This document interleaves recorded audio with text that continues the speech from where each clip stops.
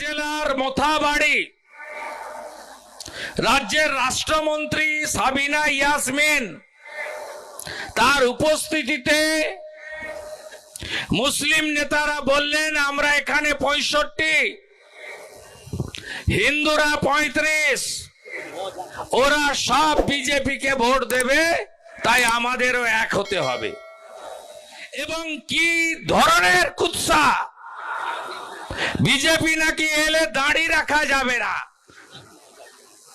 এই তৃণমূলী লোকেদের জিজ্ঞেস করব, 20টা রাজ্যে বিজেপি এনডিএ আছে,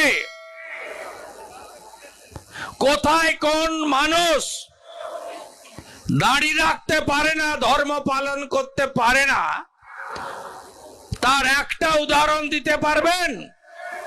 পারবেন না।